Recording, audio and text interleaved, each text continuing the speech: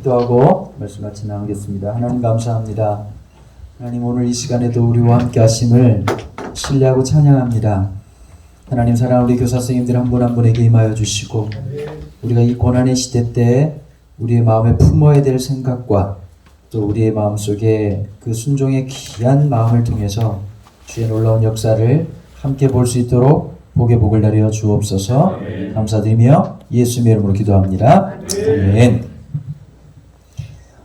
시편은 노래가 150개가 있다는 걸 아시죠? 150편까지 있으니까요.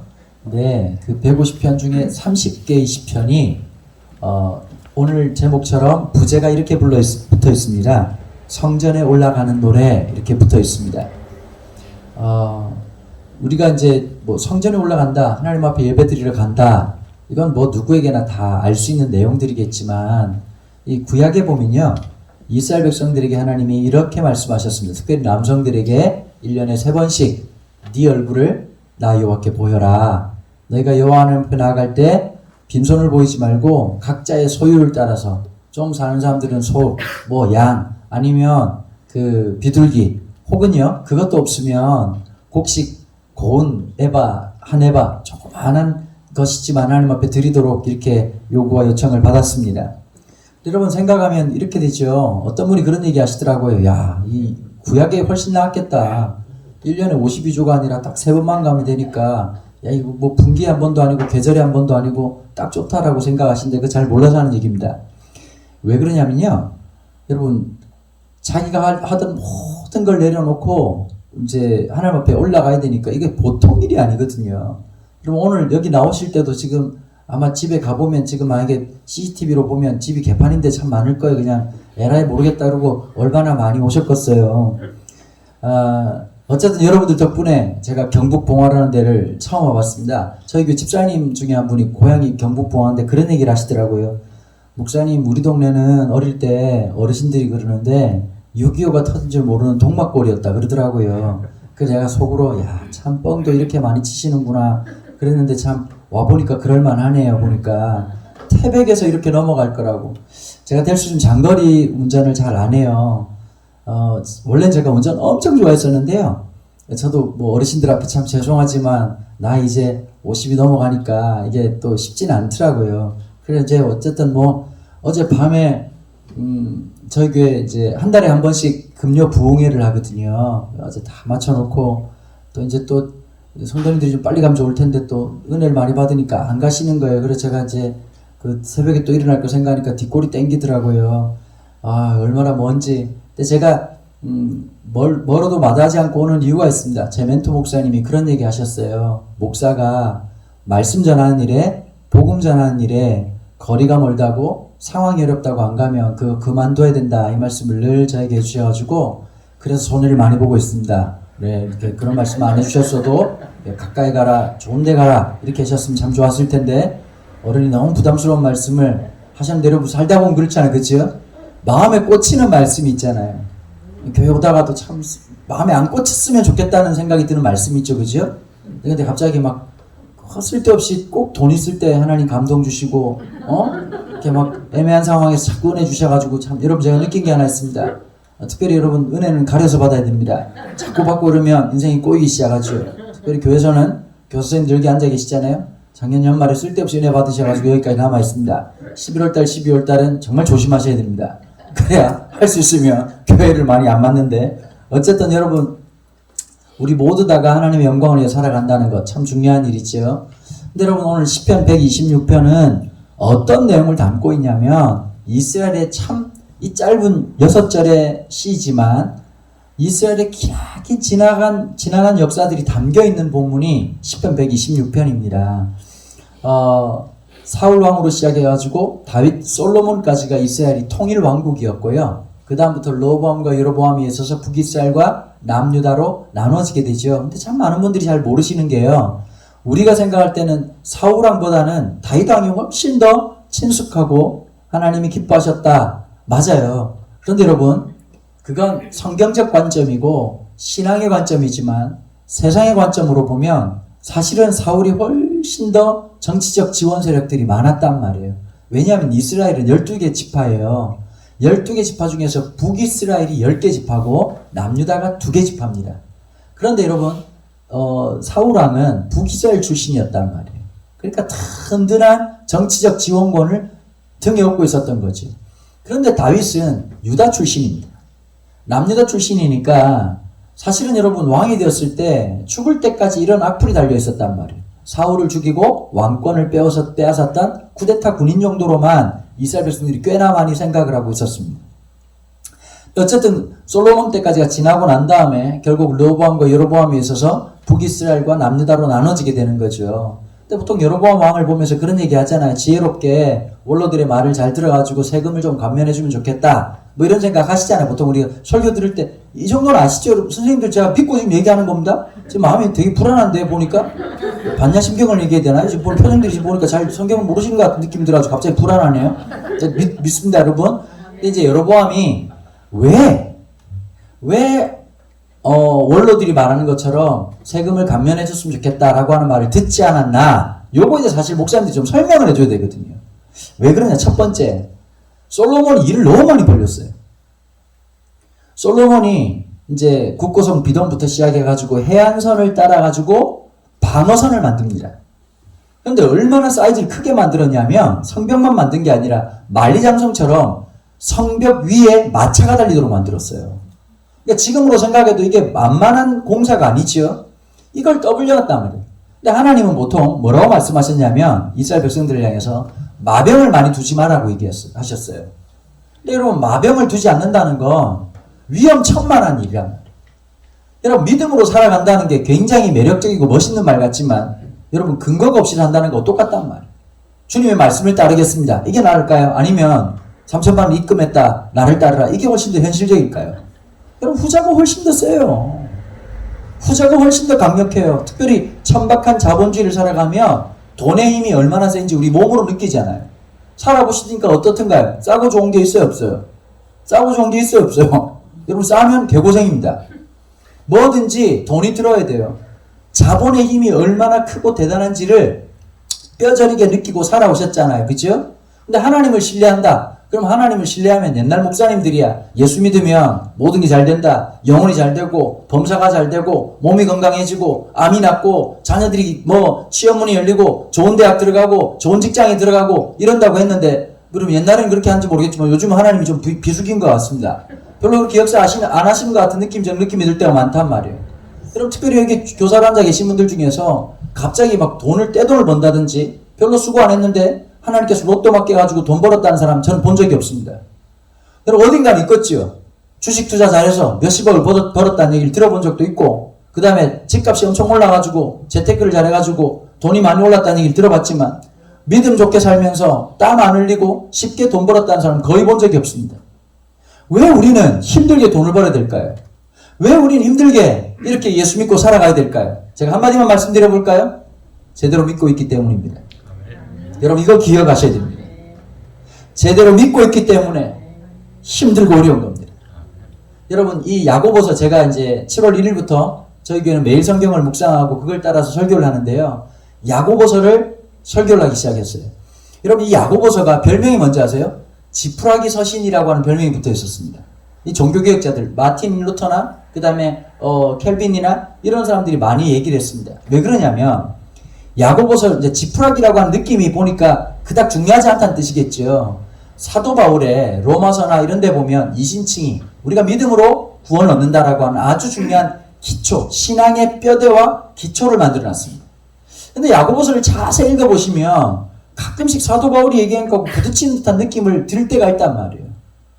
그러면서 오히려 이신칭의의 논리보다는 행위라고 하는 것을 이제 강조하고 우리가 어떻게 살아갈 걸 얘기하고 있습니다. 근데 여러분 생각해 보세요.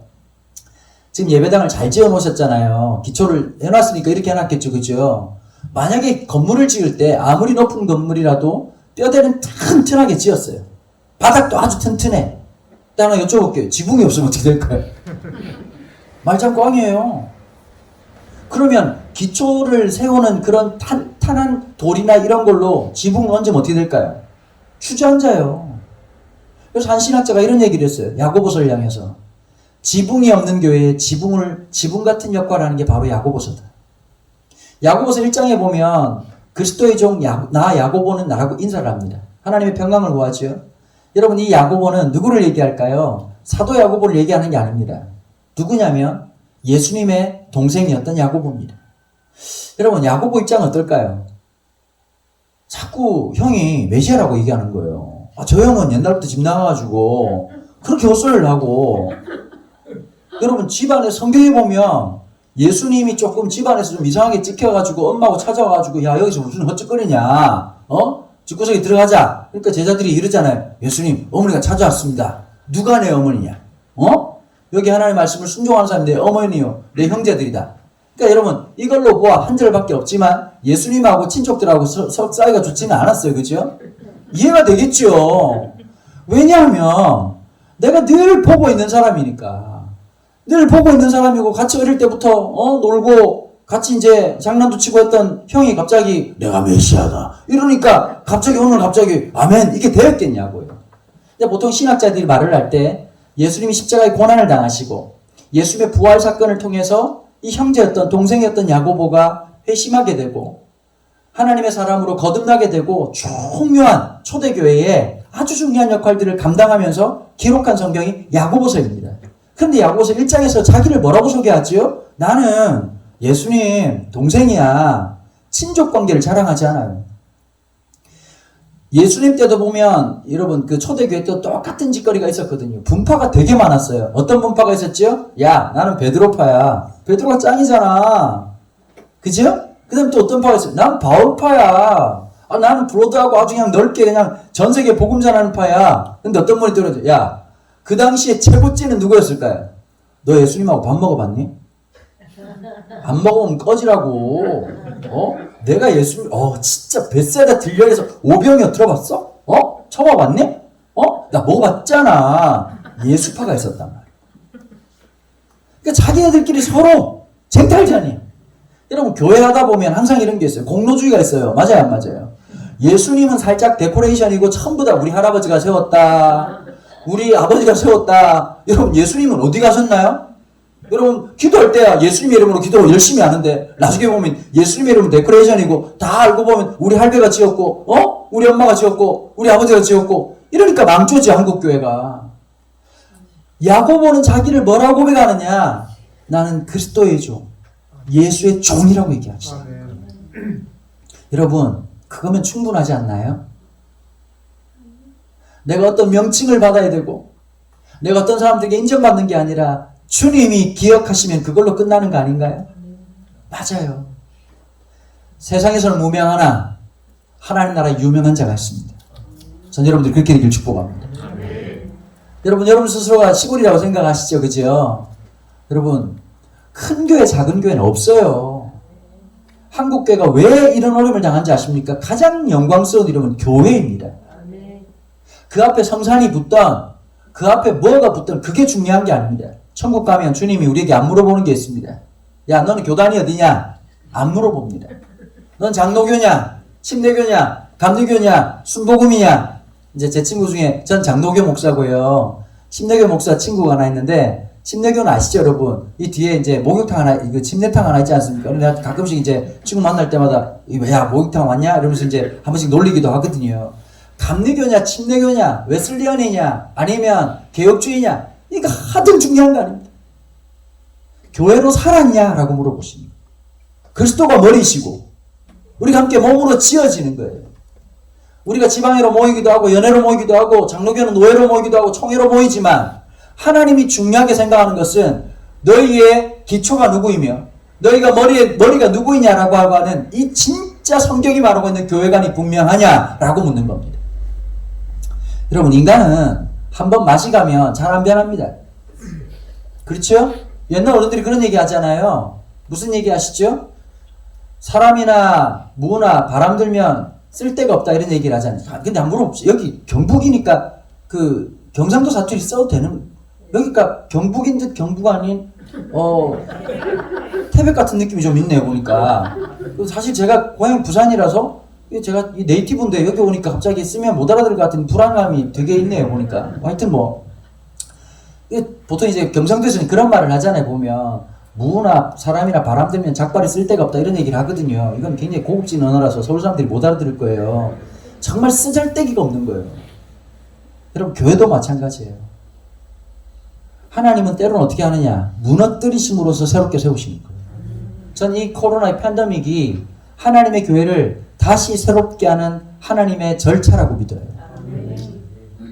무너지는 것 같고 깨지는 것 같지만 하나님께서 그 무너짐과 깨어짐을 통해 새롭게 하신답니다. 여러분 북이스라엘이 먼저 멸망해요. 아수르란 나라에. 남유다가 바벨론에 멸망해요. 근데 마지막 바벨론에 남유다가 멸망할 때요, 어떤 분들이 계셨냐면 우리는 절대 망하지 않는다는 이스라엘 예루살렘 불패론자가 있었단 말이에요. 왜냐고 물어보면, 야 우리는 예루살렘이 있잖아. 지성소가 있기 때문에 우리는 절대 망하지 않아. 여러분 그게 굉장히 믿음이 좋은 것 같죠. 그게 미신적 믿음이에요. 집에 성경책 많다고 하나님 복 주시나요? 제가 전도사 때 이런 일이 있었어요. 그때만 해도 진짜 전도사님들이 실제로 입관을 하고 실제로 장례를 담당했어요. 제가 어릴 때부터 목사 되겠다 그랬더니 저희 할아버님이 뭘 가르쳐줬냐면, 손주들 아무도 안 들어오게 했는데 우리 할머니 돌아가셨을 때 염하는 자리 저를 부르셨어요. 네가 목사니까 앞으로. 그러니까 이제 예전에는 목사님들이 실제로 염을 하기도 하고요, 관을 뜨기도 하고요, 그걸 해야 어른들한테 인정받는 거예요. 특별히 경상북도는 이런 게 있거든. 설교는 잘 못해도 되는데 관음상제 잘못하면 3대가 망한다는 이상한 전설이 흐르는 곳 아닙니까? 그러니까 이게 얼마나 예의를 차려야 되고, 그러니까 젊은 목사라도 딱 보고 어른들이 딱 볼 때 아이고 좀 해봤네, 시신을 잘 닦이네, 그럼 거기서 이제 감동을 받는다 그러시더라고요. 그런데 여러분 한번 생각해 보십시오. 잘못된 신앙이, 제가 전도사할 때 어떤 일이 있느냐 보니까 누가 돌아가셨대요. 담임 목사님 계셨는데 참 이게 머피의 법칙처럼 그때만 해도 삐삐도 없을 때니까, 제가 여러분 젊어 보여서 그렇지 지금 목회생활 지금 만 31년째거든요. 자꾸 저보고 젊은 목사라 그러는데 전 나이가 얼마나 들어야 나이가 든 목사인지 모르겠고, 하여튼 목사 안수 받은 지 20년 됐습니다. 그러니까 저도 세월이 얼만큼 흘렀고 그런데 자꾸 막 젊은 종이 그 좀 이따 나중에 전 중간 종은 없고 나중에 또 늙은 종이 이럴 거 아닙니까 나중에. 그러니까 진짜 안타깝긴 한데요. 그 전도사 때 담임 목사님 휴가 가버리고 연락도 안 되는데 장례식이 터져가지고 전도사 1년차 때 갑자기 갔는데 진짜 남편이 돌아가셨다고 하는데 시신이 그대로 있더라고. 그냥 처음 봤어요 그분을. 살아생전 못 보다가 시신으로 봐가지고 인사를 해야 되지 않습니까? 돌아가신 분 보고 앉아놨어요. 그렇게 하면서 이제 하는데 더 대박이 뭐냐, 이 여자분이 남편이 믿음이 시원찮아가지고 돌아가셔가지고 마음이 불안하신 집에 있는 성경책을 시신 위에다가 있는 성경책 다 갖다 놓고 배에다 올려놓으셨더라고요. 무거워서 천국 가겠습니까 여러분, 그죠? 참 마음속에 미신적인 요소가 있었던 거죠. 그럼 차에다 십자가 달아놓고 우리가 어떤 마음으로 해야 될까요? 주님, 이게 부적하고 비슷하면 골치 아파요, 그죠? 내가 십자가의 마음으로 손해보고 헌신하겠다, 앞에 끼는 차 있으면 그래 끼어들어라, 이런 마음으로 십자가 달아놓는 거지. 이 썩을 놈이 내 차를 끼어들어 이러면 여러분 십자가 떼는 게 훨씬 낫지요. 그럼 그게 부적이 아니란 말이에요. 몇 대째 신앙한다고 부모님이 믿음이 좋았다고 아들이 잘 된다, 사실 그런 게 없습니다. 물론 그것 때문에 주신 하나님 놀라운 은혜를 여러분 아무리 하나님이 쏟아 부어 주시려고 해도 엎어진 밥그릇에는 하나님께서 물을 못 채워요. 우리가 하나님 앞에 마음을 열고 생각을 열 때 하나님이 쏟아주신 은혜를 경험하는 거 아니겠어요? 이스라엘 백성들은 하나님과의 인격적인 관계가 아니라 눈에 보이는 성전으로 자기의 신앙의 근거를 삼았단 말이에요. 여러분 사실 내가 신앙이 좋은지 안 좋은지는 아무도 몰라요. 하나님만 아시는 거예요. 여러분 우리가 사이가 좋아서 결혼했죠. 연애 결혼하신 분들은 저 인간 쳐다보면 토할 것 같아. 그런 사람하고 결혼 안 한단 말이에요. 말을 못 알아들으시나? 다들 뭐 이렇게 보쌈을 당하셨나? 여러분 결혼할 때 좋아가지고 오빠 한번 믿어봐 그러고 따라가가지고 너 그때 미쳤지? 여기까지 올 줄 몰랐지? 하여튼 그래가지고 결혼하신 거 아니에요, 그죠? 그런데 좋을 때가 있어. 좋았으니까 애도 나왔겠지. 근데 늘 좋냐고. 결혼하면 영화를 3개를 찍는데요. 결혼하면 첫 번째 결혼 미친 짓이다, 이런 영화를 찍는데요. 두 번째는 적과의 동침, 이런 영화를 찍어요. 세 번째는 뭐냐, 중요한 영화에 악마를 보았다, 이런 영화를 찍어요. 여러분 관계라고 하는 게 좋았다가 안 좋았다가 이럴 때가 있잖아요, 그죠? 하나님과 요즘 어떠세요? 맑음이세요? 그분도 우리를 보고 잘 모르겠다 이런 반응이세요. 이스라엘은 하나님과 인격적인 관계보다 하나님께서 허락하신 성전이 훨씬 더 중요했다. 여러분 여쭤볼게요. 다윗이 성전을 지으려고 할 때 하나님 첫 번째는 좋아하셨어요? 반대하셨어요? 반대하셨어요. 내가 무슨 집이 필요하냐? 왜 그렇게 하셨을까요? 하나님은 인간을 너무 잘 아시거든. 사람은 불확실성보다 자꾸 정착하고 싶은 마음이 있고 눈에 안 보이는 것보다 보이기를 바라는 거예요. 성전 하나 지어놓고 처음에야 솔로몬이 낙헌식을 할 때 감동이 있고 기쁨이 있었지만 점점 신앙이 어떻게 될까요? 신앙의 진짜 뒷모습은 안 보이고 자꾸 예배당 건물만 보인다. 근데 하나님 그 신앙을 어떻게 하셨죠? 우린 절대 망하지 않을 거라 그랬는데 예루살렘 지성소를 회파함으로써 그 백성들을 새롭게 하셨다.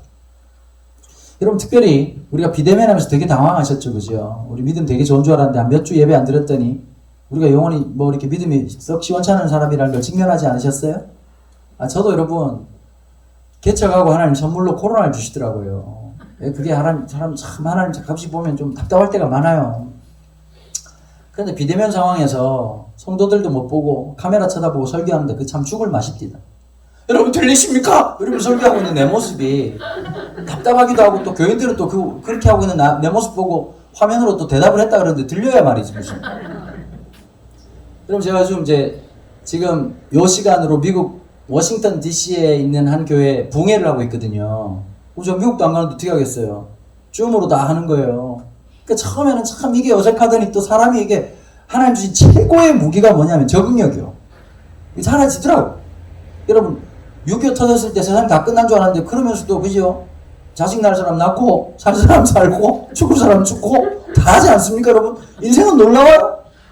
내 머리 위로 대가리 위로 포탄이 날아가도 사랑은 이루어지고 여러분 코로나가 안만 터져도 교회에서만 자리 뛰게 하지. 여러분 식당 가보십시오. 자리 뛴 놈 아무도 없습니다.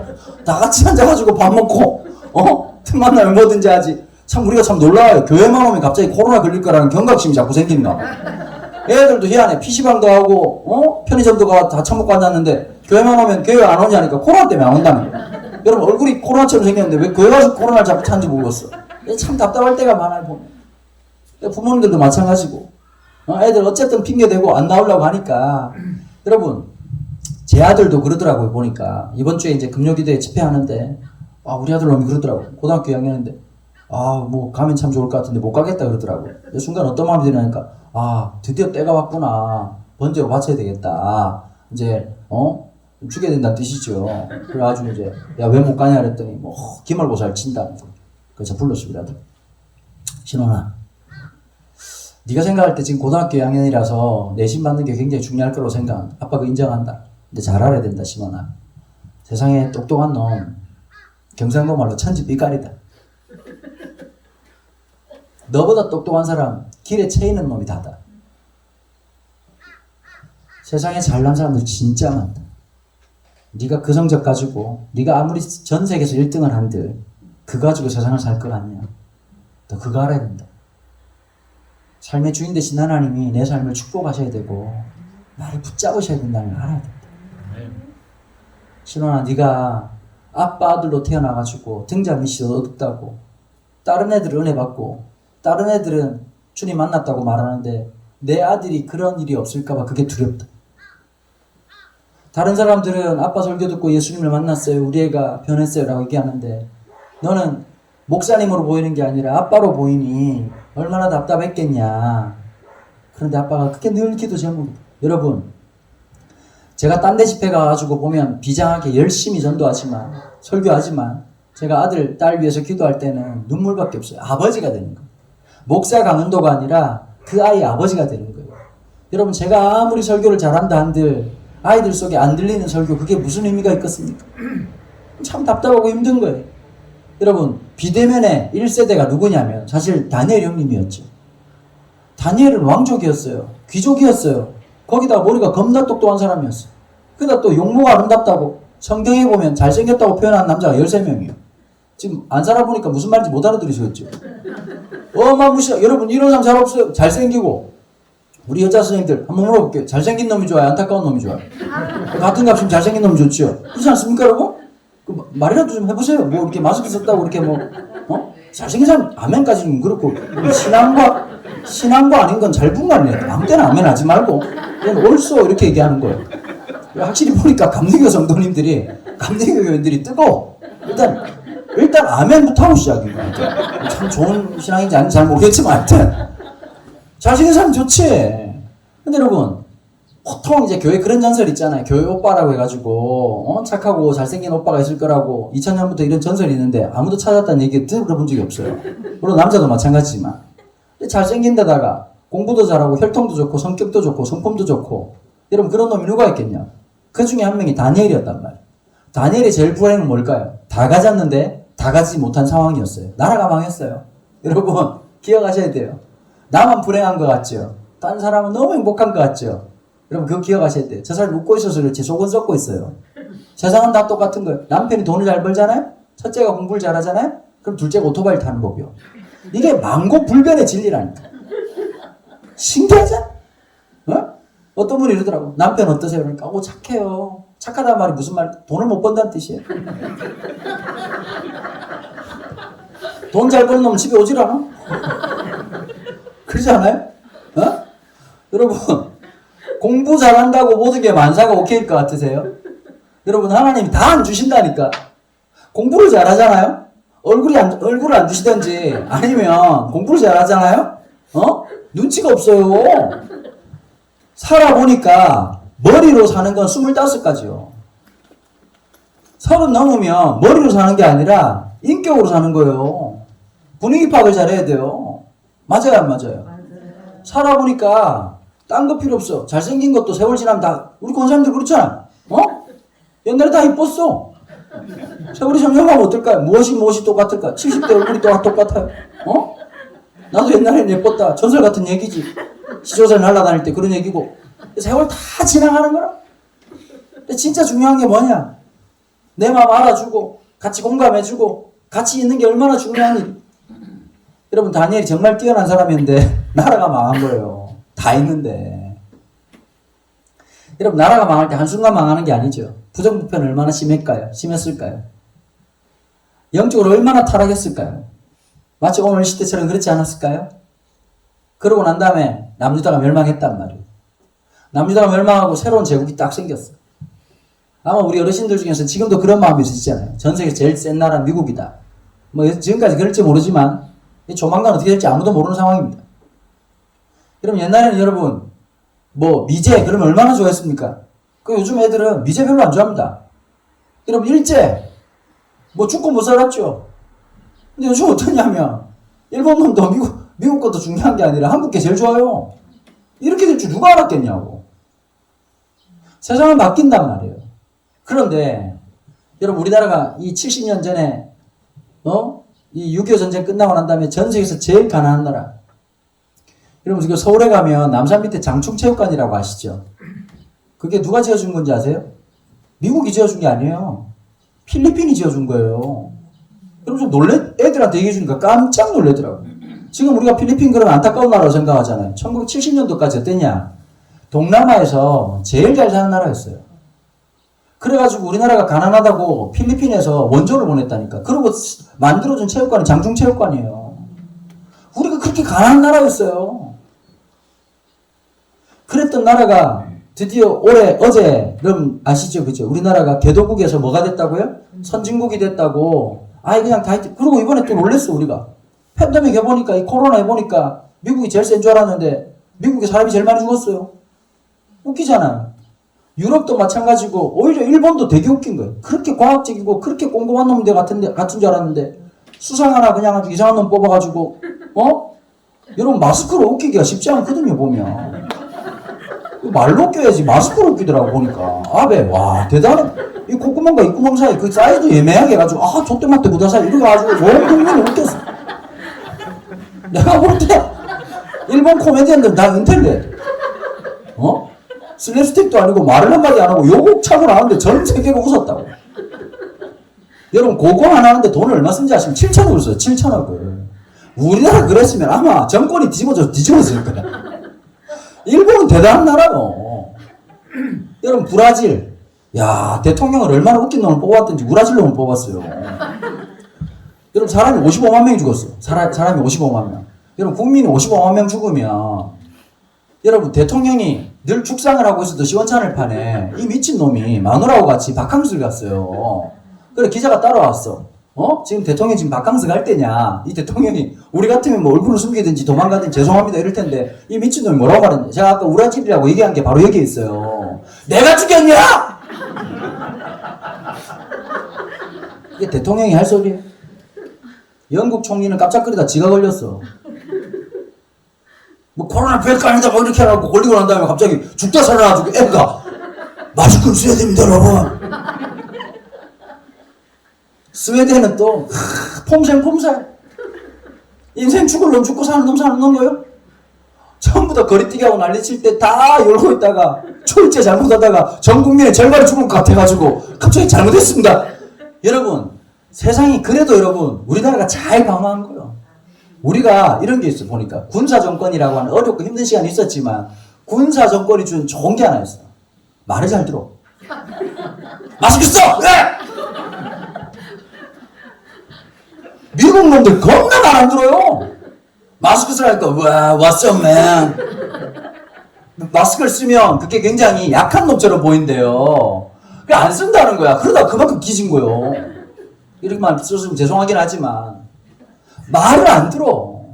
여러분 우리나라도 가짜뉴스 많잖아요. 미국은 훨씬 많아요. 제가 이제 그 5월 8일 날 접종을 했거든요. 이제 뭐 이렇게 남는 백신 신청한다고 얘기 나오기 전에 누가 알려줘가지고 동네 전화했더니 바로 오라 그래서 주사를 맞았어. 5월 8일 날 아스트라제네카 맞았어. 맞고 난 다음에 이제 이번에 저는 뭘 맞냐면 파이자를 맞아요. 아스트라제네카에 파이자를 맞으면 저는 어벤져스가 되는 거예요.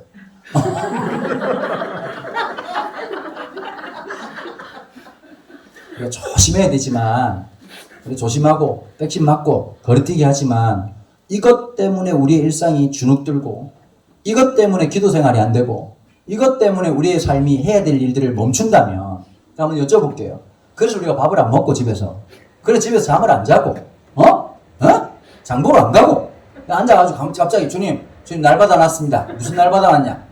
죽을 날 받아놨습니다. 이러고 앉아있는 게 아니라면 우리가 믿음의 삶을 살아야지요. 자, 세상이 다 무너집니다. 절망하죠. 세상이 믿을 것이 없다. 지금 수도권에 한 300만 명의 기독교인들이 있답니다. 그 기독교인들이 뭐냐? 가나안 성도라는 거예요. 여러분, 가나안. 거꾸로 하면 어떻게 되죠? 안나가.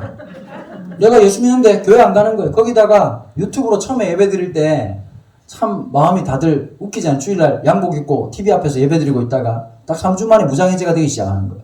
누가 그러더라고요. 유튜브 예배에 지각할 줄은 자기도 몰랐다는 거예요. 여러분 유튜브 예배도 지각을 해요. 점점 옷이 점점 미국적이 되는 거예요.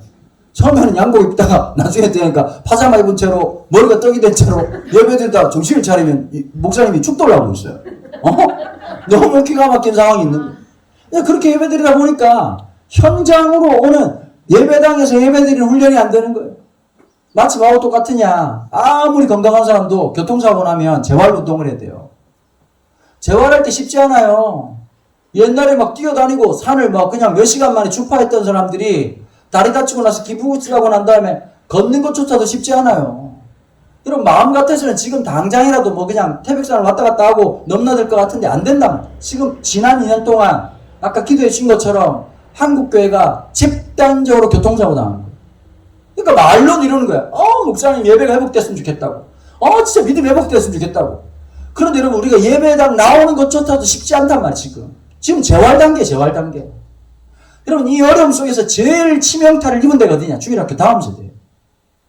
한국교회가 지금 마음을 쏟고 전략적으로 추구해야 될 곳이 딱 한 군데 있다면 다음 세대로 생각해요.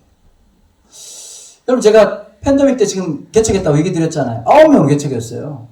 9명으로요. 여러분 누가 이러더라고 눈치 없이. 목사님 이럴 때 왜 개척하셨냐고. 내가 알았겠냐고. 여러분 개척 팬데믹이 왔다니까. 코로나가 왔다니까요. 그 와중에 하나님께서 진짜 은혜를 많이 주셨어요.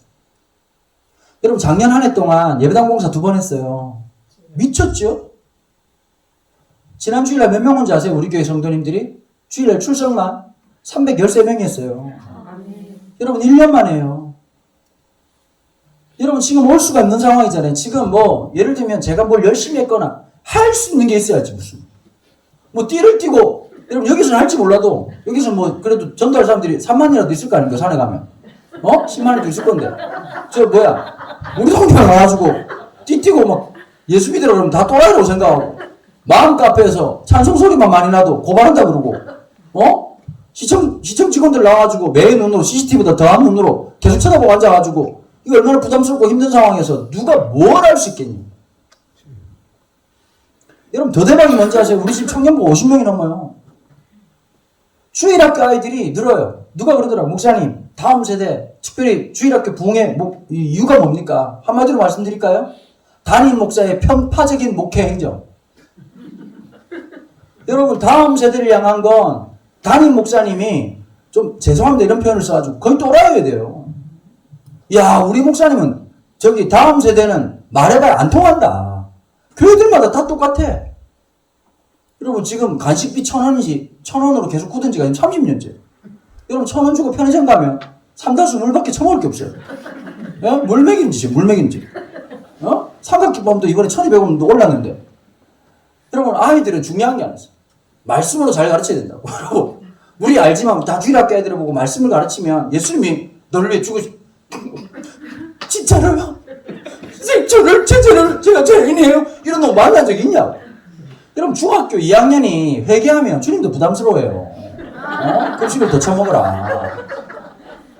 거기다 우리 만나는 태외부 온 애들은 바벨론 포로들이요. 엄마가 안 가면 죽여버리겠다고 다 온 애들이요. 어릴 때부터 사도신경 주기도문 외워본 적이 없는 놈들이요. 가만히 듣다 보니까 그 부작용도 있긴 하지 그죠? 주기도문으로 시작했다가 사도신경으로 끝나기도 하고 하여튼 부작용도 있긴 한데 그 아이들이 그 속에서 있으니까 쉽지 않은 상황이란 말이에요. 아이들한테 중요한 게 어떤 걸까요? 제가 느낀 게 하나 있어요. 설교는 휘발성이 진짜 세요. 보통 목사님들이 그러잖아요. 지난주에도 말씀드렸지만 오늘 아침에 일어난 일도 기억이 안 나는데 지난주가 어떻게 기억나겠냐고. 다 까먹어도 찬양은 기억이 나요. 내가 요즘 주일학교 보면 내가 놀란 게 하나 있어요. 그래 우리 지금 교회 작곡하는 애한테 부탁을 했어요.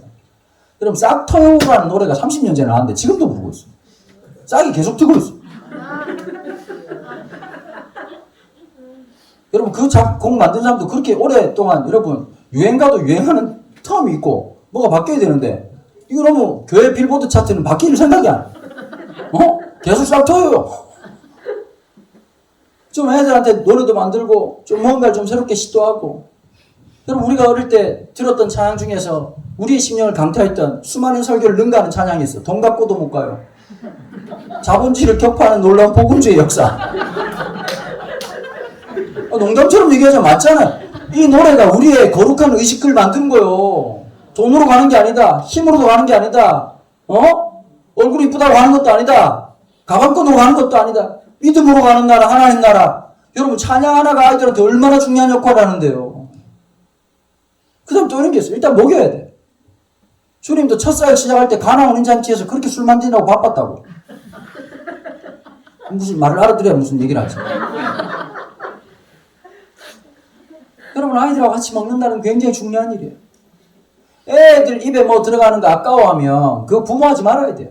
어른들이 그 얘기 하잖아요. 논에 물 들어가는 거랑 내 자식 입에 뭐 들어가는 거 보면 저렇게 하니까 그냥 농촌에 산 거 같죠. 살아본 적이 없는데. 여러분 아이들을 사랑하는 마음들. 우리 교회는 편의점이 있어요. 각 교회마다 편의점 하나씩 만드세요. 대단한 거 아니에요. 팬트리 아시죠? 팬트리라고. 아니 이거 알아야 되는데. 편의점 좀 만들어 놓고 이러면 간식 사람 심리를 잘 이용해야 돼. 애들한테 간식을 하나 나눠주는 것보다 예배 딱 끝나고 난 다음에 편의점 차려놓고 과자들 똑같은 거 몇 개 이렇게 종류별로 차려놓고 오늘 예배 끝나고 난 다음에 간식을 2가지씩 가져갈 수 있어. 내가 선택하면 그렇게 좋아하는 거예요. 사람 심리가 신기한 거예요. 저희 교회 냉장고가 있거든요. 냉장고에 뭐가 있냐면 냉동실에 아이스크림이 박스땡이로 들어가 있어요. 누구나 먹을 수 있게. 여러분 주일학교 사역은 딱 하나예요. 되는 교회는 예배 끝나고 난 다음에 엄마가 집에 가자 그러는데 안 간다 그러면 그건 되는 교회예요. 게임 끝나는 거예요. 안 갈래. 나 여기서 놀 거야. 여러분 교회가 뭐가 돼야 된다고요? 놀이터가 돼야 되는 거예요. 거기서 어릴 때부터 자라고 그러니까 몰빵을 해야 된다. 제가 작년 10월 31일까지 혼자 목회했어요. 제 아내랑 죽어났던 거죠. 130명을 돌보려고 하니까 둘이서 뭐 어떻게 감당했겠어요. 지금 부경자가 5명이야. 5명을 왜 둔지 아세요? 내 목회 편하게 하려고 둔 게 아니에요. 부서마다 사역자를 다 뒀어요. 제가 보니까 그렇더라고 보니까. 유치부 아이들을 위해서. 지금 유치부 그러니까 3명으로 시작했다가 지금 30명이요. 저 사람 열심히 하라고. 제가 교육자회 때 뭐 얘기한지 아세요? 앉아가지고 유치부 몇 명 왔어. 이런 소리 안 한다. 딱 한마디에 유치부 지금 제일 필요한 거 뭐예요? 그랬더니 그러더라고. 목사님 애들 지난번에 에코백을 나눠줬는데 애들이 너무 좋아해요. 애들 그냥 유치원처럼 가방 하나 만들어가지고 애들 하면 우리는 안 할 것 같은데 애들이 너무 좋아한다는 거. 성경도 넣고 넣어온다고. 그거 얼마냐 그랬더니 2만 원 정도 한다는 거야. 그럼 내가 그랬어. 야 애들 몇 명이냐니까 30명. 그래 내가 장기를 팔아서 대줄 테니까 그거 쓰라고. 그랬더니 제 아내가 하는 말이 당신 장기 쓸만한 게 아무것도 없다고. 여러분 그게 목회예요. 하고 싶은 사람 해주고 여기 계신 분들이 무조건 권사님 되시고 장로님 되시오. 가가지고 당일을 뒤집어 엎어야 돼. 가가지고 막 교회 왜 이렇게 돈을 많이 쓰냐 그러면 뭐 피를 흘리면서까지 우리 다음 세대 살려야 된다고. 돈을 써야 된다고. 그거 왜 여러분 한번 여쭤볼게요. 주님 뜻대로 하면 채워주던가 안 채워주던가요? 채워줍니다. 그러니까 그런 믿음이 좀 있어야지. 한국은행에서 출장 나왔어요 다들? 대차제 대표를 볼 때 이렇게 하다가는 망할 것 같습니다. 애들이 계속 처먹고 있습니다. 망할 것 같네요. 여러분 한국교회가 그래서 망한 교회 본 적이 없어. 애들 많이 먹여가지고 망한 교회 보셨냐고. 예배당 쓸데없이 크게 지어가지고 망한 교회는 봤어도 애들 먹여서 망했다는 교회 나 들어본 적이 없어. 2000년 역사 동안. 맞아요 안 맞아요? 애들 집회하고 애들 살리겠다고 돈 써가지고 망한 교회 본 적 있냐? 갑자기 열받네. 그게 속상한 거예요. 제가 어른들 붕회를 가요. 어른들 붕회 가면 사례비가 2배, 3배, 4배씩 줘요. 중고등부 수련회 가면 쥐꼬리가 주죠. 솔직히 말해볼까요? 이렇게 어른들 앉아있으면 저 하루 10번 다갔어요. 내가 만난 애들, 중고등부 애들, 나 진짜 은퇴하고 싶어. 여러분 이게 3D 업종이 더럽고 추잡고 돈도 안 나오고 정말 값없는 곳이요. 거기다 애들이 자빠져 있어. 누워있어. 여러분 할아버지 목사님들 불러가지고 자빠진 놈들 앞에 설교하려고 그러봐. 얼마나 열받겠냐. 우린 놀라지도 않아. 고객님들이 불편한가 보다. 그럴 수도 있지. 성경에 보면 누워서 설교 듣는 사람이 있어요. 중풍병자라고 일어나면 되니까. 별 생각을 다 한다. 여러분 어른들은 특징이 뭐냐. 듣는 척하고 딴 생각해요. 근데 애들은 어떠냐. 귓구멍이 뭐 꼬꼬도 다 들어. 재밌는 거 기가 막히게 들어. 여러분 그걸 알아야 돼요. 여러분 나이 들면 잘 안 변해요. 근데 걔들은 그렇게 더럽게 말 안 듣다가도 한 방에 변한다고. 여러분 한국교회가 진짜 해야 될 게 예배당 건물에 돈 쏟는 게 아니라 사람한테 돈 쏟는 거예요. 사람을 키워내는 거예요. 여러분 세상이 다 무너지지만 기억하셔야 돼요. 하나님 역사는 절대 서울에서 안 일어나요. 하나님 역사는 변방에서 일어나요. 그게 너무 놀랍잖아요. 여러분 우리나라의 교회, 우리나라 한국교회에서 그래도 참 리더 역할을 했던 많은 목사님들의 공통된 특징이 몇 가지가 있더라고요. 80%가 안 믿는 가정에서 나오셨어요. 안 믿는 가정에서. 두 번째가 80%가 지방 출신이에요. 너무 신기하지 않아요? 서울 애들은 간절한 게 없어. 여러분 여기서 서울 한번 가려고 하면 부지런해야 돼. 새벽 대바람부터 일어나야 돼. 그렇지 않아요? 버스 시간 맞추려면 저렇게 힘들어. 또 이거 아주 그냥 늘 인간이 마음이 조급해. 그러니까 그런 열정과 마음의 것을 가지고 있는 애들이 뭘 몸을 움직여보고 생각을 움직여보고 예배 한번 드리는 게 쉽지 않았다는 게 여러분 쉽고 편한 게 좋은 게 아니에요.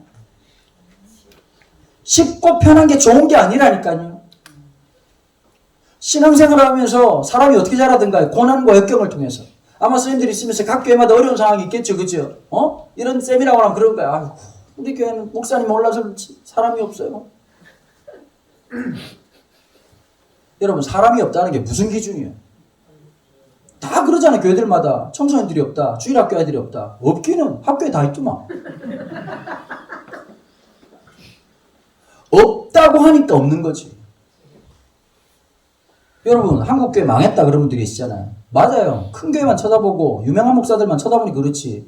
여러분 곳곳에 주의 사명감을 가지고 살아가는 그런 목회자가 왜 없겠어요. 여러분 이런 지역에 몇 명 안 되는 교회를 마치 세상의 전부인 것처럼 마음을 품고 살아가는 목사님들이 계시잖아요.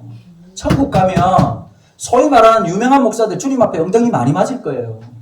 나부터 시작해서요. 정말 한 영혼을 위해서 애를 쓰고 수고하는 사람들 주님이 마지막 날 다시 오실 거예요. 믿으시죠? 그럼 얘 한마디 할 거예요. 내가 너한테 부탁한 거 했냐? 아 맞다! 주님 바빴어요. 이런 개수작이 안 통한단 말이에요. 우리한테 부탁한 게 있어요. 왜 우리에게 은혜 주셨겠어요? 부동산 투자하라고? 주님께서 우리에게 왜 은혜 주셨겠어요?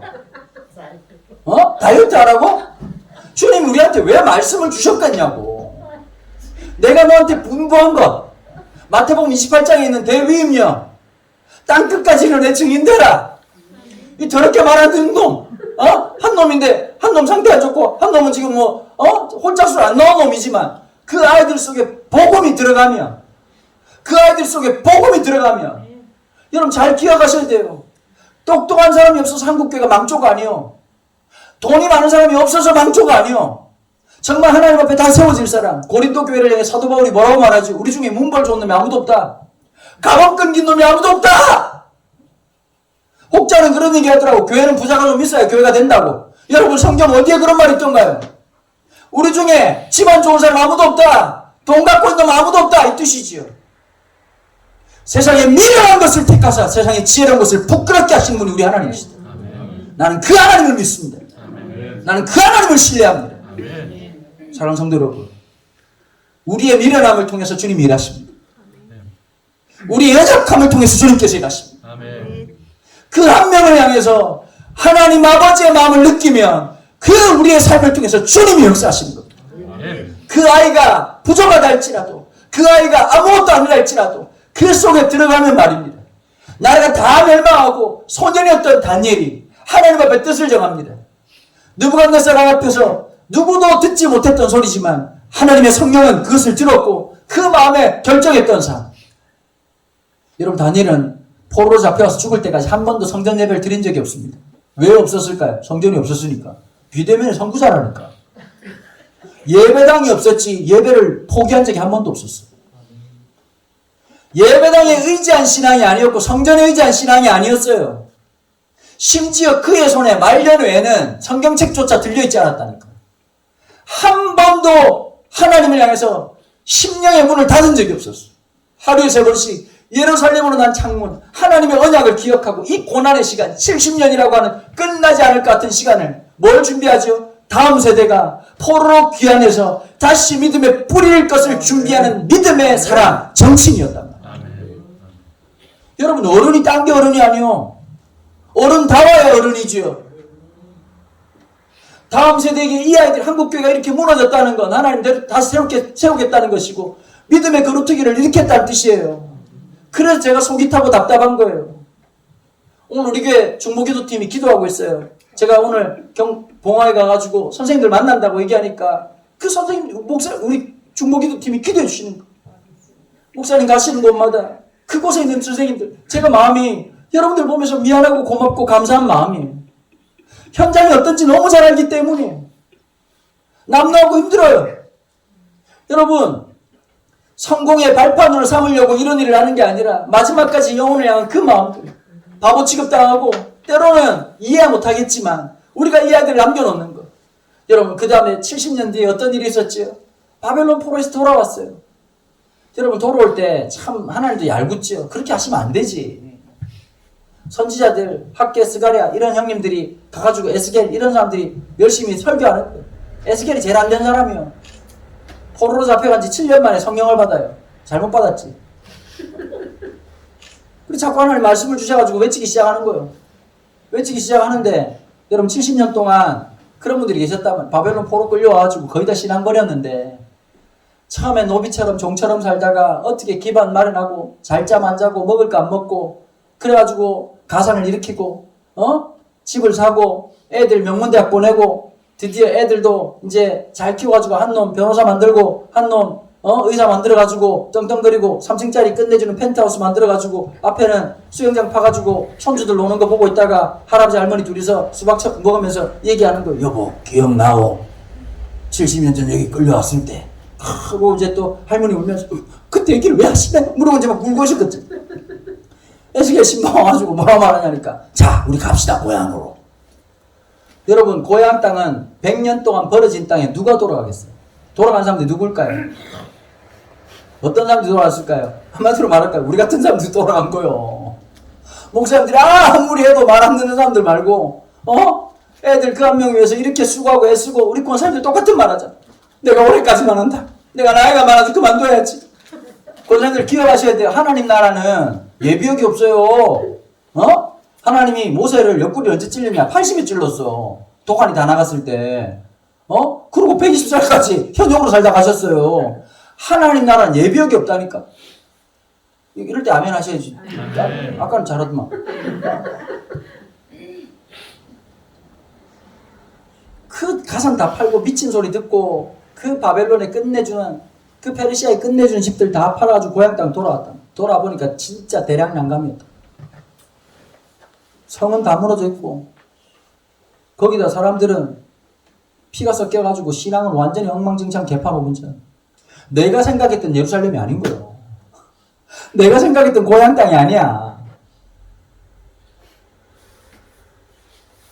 그때 불렀던 노래가 무슨 노래냐면 시편 126편이라 5절 6절 눈물을 흘리며 씨를 뿌린 자는 기쁨으로 거두리로다. 울며 씨를 뿌리러 나간 자는 반드시 기쁨으로 그 곡식단을 가지고 돌아오리로다. 다 무너져 있는 성전 성벽 다들 내가 미쳤지 여기 왜 이 짓을 하나. 그러고 있는데 그 중에 한 명이 갑자기 척척 걸어 나가더니 그래도 뭐라도 해야지 이러고 벽돌 한 장을 얻는 거예요. 옆에서 누가 했겠죠 또. 야 이런다고 뭐가 달라지냐. 그런데 한 명이 또 이렇게 얘기하는 거예요. 달라지긴 뭘 달라져요. 벽돌 하나 놓아진 거지. 여러분 선생님들 이거 아셔야 돼요. 우리가 지금 만약에 하나님께서 원하시는 무너진 성전에 벽돌 한 장 놓으라고 놓는 거예요. 우리가 놔야 또 누가 또 올 거 아니에요. 그런데 여러분 어떻게 됐을까요? 이 노래를 부르고 헌신했던 사람들을 통해서 두 번째 성전 낙헌식을 한단 말이에요. 그게 스룹바벨 성전이에요. 그 성전을 만들어진 날 다 같이 불렀던 찬송가가 시편 126편 울며 씨를 뿌린 자가 기쁨으로 단을 거두리로다. 여러분 지금은 우리가 울면서 씨를 뿌려야 돼요. 다시 씨를 뿌리는 거예요. 선생님들 너무 애들 달달 볶지 말고 진짜 주님 마음으로 애들 만져주고 예수님 너 사랑한다. 네가 와서 너무 좋구나. 애들과 같이 기뻐하고 예배하고. 나 솔직히 그런 생각이 있어요. 옛날은 그런 얘기 많이 하잖아요. 뭐 대예배, 어린이 예배 이런 거 하잖아요. 여러분 예배는 대중소가 없어요. 전골은 있어도 식당에 전골은 대중소가 있어도 예배는 대중소가 없어요. 그것 자체가 잘못된 얘기예요. 예배에 무슨 대중소가 있고 큰 교회 작은 교회 어디 있어요? 맞아요 안 맞아요? 제 말이 맞죠 그죠? 감리교하고는 안 통하나요? 장리교라서. 여러분 예배에 크고 작은 게 어디 있냐고. 우리의 신음소리를 들으신 하나님이신데 선생님들 진짜 그 생각 가지시고 하면 되는 거예요. 그렇게 헌신하고 그렇게 수고하고 그렇게 애써주고. 우리 교회 쌤 중에서 조재민 쌤이라고 있는데 이 쌤이 결혼하고 10년째 애가 없어요. 참 사연이 많은 분인데 정말 중고등배들 사랑해요. 겁나 말 못해. 남자인데 낯가림이 얼마나 심한지. 그런데 자기가 맡은 애들은 진짜 사랑해. 난 그거면 충분하다고 생각해. 그분이 그러더라고. 목사님 저는 성경 공부도 잘 못해요. 괜찮아. 성경 공부도 필요하겠지만 더 중요한 게 있어요. 하나님의 사랑이라는 건 공감각적인 거예요. 여러분 식품 영양학과 나오신 분들이 요리를 제일 못해요. 왜 그럴까요? 이거 달아서 안 되겠죠. 이건 짜서 안 되겠죠. 풀 뜯어 먹어야 돼. 이거 음식은 다 짠, 안 짠이에요. 내가 백종원 씨를 참 좋아하거든요. 그러니까 이 양반은 시원시원해서 좋아. 처음에 엄청 깠다고. 이 셰프들, 이 요리사 세계에서 이 사람 정체성 때문에 엄청 깠거든. 그리고 고기도 보면 자기네들끼리 또 잘나고 못난 게 있다고. 보니까 뭐 파리 무슨 대학 출신부터 시작해가지고 뭐 힐튼 호텔 뭐 주방장 출신 뭐 이런 거 있었다고. 이제 백종원 보고 넌 누구냐 했더니 백종원이가 뭐라고 말했냐. 너무 멋있게 저요? 밥장사요? 밥장사로 얘기했어. 밥장사로. 여러분 이 양반이 보면서 난 참 멋있다고 생각한 게요. 단순히 밥장사에 돈 버는 사람이 아니라 골목 식당을 살려놓을 수 있는 시각을 갖고 있는 거예요. 자기 혼자 잘 사는 것이라면 그렇게 할 이유가 없죠. 사람을 살려놓는 것. 여러분 하다못해 좋은 가치관을 가진 사람도 그렇게 살아가는데 우리 안에 우리의 삶을 바꾸는 복음이 들어왔는데 당연한 거 아니겠습니까? 예수 믿고 여적 계속 내가 잘 되고 내가 성공하고 우리 집구석 잘 되는 것이 목적이라면 그건 복음이 잘못 들어온 거예요. 복음은 우리의 시각을 뒤집어놔요. 우리의 시선을 뒤집어놔요. 시야가 달라져요. 그럼 미치는 거예요. 그냥 웃기잖아. 주일학 교사가 4시간 쓰고 내 정신력 쓰고 내 돈 쓰고 이게 뭐 하는 짓이요? 그럼 하나님 주님이 알아가지고 매달 25일씩 입금을 했냐? 그런 일이 없단 말이야. 우리 내 돈 쓰고 내 시간 쓰고 내 힘 쓰고 욕 듣고. 근데 기억이 될 게 하나 있어요. 하나님 그걸 기억하신단 말이에요. 저는 30년 동안 순회사역을 했습니다. 교회사역도 한 번도 안 빠지고 계속 했었고요. 순회사역을 했는데 정말 많이 돌아다녔죠. 개척할 때 제가 깜짝 놀란 게 아니었어요. 그냥 저는 하루하루 섬겼거든. 하루하루 순종하고 살았거든. 개척하고 참 하나님이 참 모질게 몰아붙이시더라고. 아니 그럼 좀 후원자도 좀 따라 붙고 그죠? 저 솔직히 개척하기 전에 한 강남에 있는 한 1,500명 되는 교회 1,000명이 왔었어요. 내 아내한테 그랬어. 사람이 지혜로워야 되는 게 이런 게 있어요. 이게 기회다 생각하고 가면 그 망하는 거예요. 나랑 맞는지를 생각해야지. 여러분, 내 옷 사이즈랑 안 맞는 옷 몇천만 원짜리 줘봐야 아무 소용이 없어. 또 이런 생각하죠. 고쳐 입으면 되지. 여러분, 몇천만 원짜리 고치면 시장가 되는 거예요. 나한테 맞는 걸 입어야 돼. 저는 솔직히 말씀드리지만 후임 목회 못합니다. 성격이 지랄 맞아가지고 절대 못합니다. 장로님하고 멱살 잡든지 내가 종교를 바꾸면 둘 중에 하나겠지. 그래서 제 아내 보고 또 멋있는 말을 했어. 여보 사모님 얘기 들으면서 행복하게 강남에 살고 싶냐 이랬더니 제 아내가 딱 그러더라고요. 야, 나 참 결혼 잘했어. 아내 딱 한마디 하더라. 정신 차리세요. 이렇게 얘기하더라. 살던 대로 사세요. 9명으로 개척을 딱 시작했단 말이야. 우리 집에 아들 하나 딸 하나 있거든. 난 진짜 가족이 이렇게 뒤통수 칠 줄 몰랐네. 우리 아들이 야 아빠 개척한다 그랬더니 아버지 열심히 하세요. 전 딴 교회 가겠습니다. 우리 교회 1호 성도가 우리 딸이요. 지금도 이렇게 아빠 내가 1번이야. 10원 한 장 없이 써. 근데 여러분 하나님 채워주시는 게 30년 동안 사역하면서 수많은 청년들이 청소년들이 어른이 되고 또 유튜브로 설교를 들었던 많은 분들이 헌금을 해셔가지고 아기 시작하는데 무섭게 하나님 섬겨하시더라고요. 기적의 연장이죠. 기적의. 제가 좀 그런 마음이 들어요. 교회가 커졌다가 중요한 게 아니라 가끔씩 하나님 이런 기도하고 하나님 왜 이러세요? 하나님 저에게 이렇게 하신 이유가 뭡니까? 제가 해야 될 게 뭡니까? 저는 마지막까지 하나님이 원하시는 그 일을 위해 싸우는 거예요. 마음 변하지 않고. 세상에서 이게 제일 힘든 거예요. 자기를 채찍질하고. 어떤 사람을 만나냐 진짜 중요하거든요. 우리끼리 만나니까 얼마나 마음이 좋아요. 그죠? 오늘 처음 봤는데도 계속 본 것 같고. 왜 좋으냐? 같은 스피릿을 공유하고 있다는 게 그게 힘이에요. 같은 마음을 갖고 있다는 거. 여러분 토요일날 여기 안 올 이유가 수천 가지예요. 바쁘고 힘들고 코로나에. 집도 농사하시는 분들 얼마나 힘들겠어. 장마도 온다는데. 왜 왔냐? 오는 이유가 우선순위가 하나님 앞에 있기 때문에. 그 다음 우리는 왜 왔냐? 에라이 모르겠다 이 정신이 있어서 그런 거예요. 여러분 하나님 앞에 결단하고 살아야 돼요. 그렇지 않아요? 매번 올 때마다 번잡하고 분주한 일에 내 마음을 풀리면 우리는 하나님 앞에 질서가 없는 삶이에요. 다니엘이 그랬잖아요. 하나님께 뜻을 정하는 삶. 내가 고리 쪼개져도 하나님이다. 자빠져도 하나님이다. 넘어져도 하나님이다. 여러분 신앙에 그 뜨거운 열정과 마음이 있어야 된다. 그럴 때 하나님께서 반드시 역사하시거든. 여러분 누가 그런 얘기 하더라고요. 삼각교회는 안 된다. 여러분 솔직히 저도 그 마음이었어요. 작년 3월 22일 날 1동탄에 광교가 아니고 1동탄에 자꾸 광교라고 하시는데 광교는 제가 못 갑니다. 비쌉니다. 동탄도 비싸지만 2동탄도 못 가요. 비싸가지고 1동탄에 하나님 놀라운 은혜로 상가들이 자꾸 망하게 하셨어요. 은혜지 않습니까? 교회나 목사 입장에서는 계속 가격이 깔아앉게 하신 놀라운 기적과 이적을 행하시사 64평 4층짜리 전월세로 들어갔어. 3천에 180만 원. 세지요? 3천에 180만 원. 그게 싼 거예요. 예? 난 지금 담임 목회하면 느끼게 안 했어. 하루 지날 때마다 현찰이 또각또각 떨어지는 소리가 들리더라고. 시간당 얼마씩 떨어지는 느낌이 나. 여러분들처럼 개별 의자를 어떤 분이 헌물해 주셔가지고 우리 교회 참 감사한 게 하나 있어. 외부에서 헌금해 주신 분들이 80%가 내가 누군지 몰라요. 헌금할 때도 좀 재미나게 하시더라고. 둘둘이 막 이렇게 해가지고 누군지 몰라. 대구 천사. 대구 천사가 산다는 얘기를 처음 들었어 이번에. 많은 분들이 헌금해 주는 60명 60짜리 딱 놓고 저 뒷자리에 앉아가지고 3월 21일 날 혼자 앉아가지고 기도를 하는데 기가 막히더라고. 관리소장님이 그날 뭐라고 말했냐. 목사님 예배 안 드리실 거죠? 그러더라고.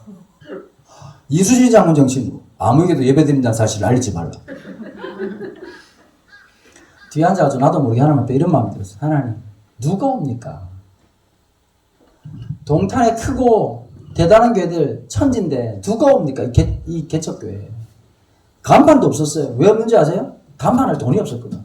근데 이런 게 있어. 보통 이제 간증하면 이것도 슬프게 하잖아. 나 그런 거 제일 싫어하거든. 간판이 없었으면 이렇게 하면 너무 여러분 우울증 걸리는 거고 마음은 이래야 돼. 저는 간판 달아서 올 교회면 하지 않았습니다. 뭐 이런 마음이지. 긍정적인 마음. 쌀이 없었습니다가 아니라 다이어트 하는 중이에요. 이렇게 하면서 이게 사람이 긍정적인 겁니다. 그러면서 누가 오겠냐 그랬는데요. 60명 채워지는데 딱 6주 걸렸어요. 6주. 여러분 그러면 여러분들 같은 몇 자리 채우시겠습니까? 한국 사람들은 100이라는 숫자를 채워야 되는데 강박이 있잖아요. 나는 100명 올 거라고 생각을 못하고 72개를 깔았어. 12개. 그랬더니 아내가 하는 말이 남자가 왜 이렇게 속이 좁냐. 그래서 100개 채워가지고 여러분 100명 차는데 3월 20일 날 시작해가지고 6월 마지막 주에 100명. 여러분 매주마다 제가 웃으면서도 제 마음으로는 울고 또 울었어요. 왠지 아십니까? 하나님이 사인이라는 생각이 들더라고요. 여러분 그냥 숫자가 느니까 우리 교회가 잘 되니까 좋다가 아니에요. 하나님 주신 메시지가 있다는 거예요. 여러분 만약에 베드로가 밤이 새도록 아무것도 얻은 게 없는데 예수님이 깊은 데로 가서 그물을 던졌어. 그러니까 물고기가 목적이었으면 물고기 놓고 주님 앞에 오겠냐고. 물고기 챙기고 주님 앞에 왔겠지. 와 살아있는 어금 탄지기 나랑 같이 협력하시겠습니까? 예수님한테 와서 무슨 얘기를 하느냐. 무릎을 꿇고 나를 떠나소서 나는 죄인으로서이다. 여러분 이게 있어야 돼요. 수많은 사람들이 간증을 하잖아요. 뭐 잘됐다 이런 얘기 하잖아요. 그게 간증의 본질이 아니야. 하나님이 안 될 걸 되게 하시면 물어봐야 돼. 센스가 있어야 돼. 하나님 왜죠? 이게 신앙의 수준이지. 대박! 와! 이러니까 수준이 아주 그냥 저렴한 거요. 하나님이 채워주실 때, 하나님 무언가를 하게 하실 때 이유가 있겠죠. 여러분 그 마음 드니까 정신이 바짝 들더라고요. 여러분 우리 세대에 억울할 수도 있고 속상할 수도 있겠지만 울며 씨를 뿌리는 거예요. 우리가 열심히 합시다. 여러분 이 지역이 쉽지 않은 것 같아요. 그죠? 뭐 여기서 또 아마 이 봉화 지역 사는 거 한번 손 들어보시죠. 봉화에 계십니다. 봉화에 사시는 거 없어. 교회는 봉화인데 봉화에 사는 거 없어. 다 태백에서 오신 거예요? 네? 태백도 지금 뭐 옛날 아니잖아요. 우리 위로는 이마트예요. 그래 남아있는 이마트요. 우리의 자랑은 딴 게 없어. 지금 그 뭐지 여기 제일 유명한 게 물닭 그 저기 뭐야 닭갈비밖에 잘하는 게 없어. 그 다음에 옥수수 맛있습니다. 확실히. 여기서 먹으니까. 여러분, 중요한 게 하나 있어. 가장 변방이. 이 지역이지만. 제가 이렇게 버스로 타고 날 때마다 진짜 놀랄 때요. 제가 처음으로 한 6년 전에 태백에 집회를 왔어요. 대구에서 집회 마치고 아침 첫 차 타고 왔는데, 대구에서 태백 오는데 만차더라고, 버스가. 근데 대박이 뭐냐? 나는 강원랜드가 어딘지 몰랐고, 사북이 어딘지 몰랐어.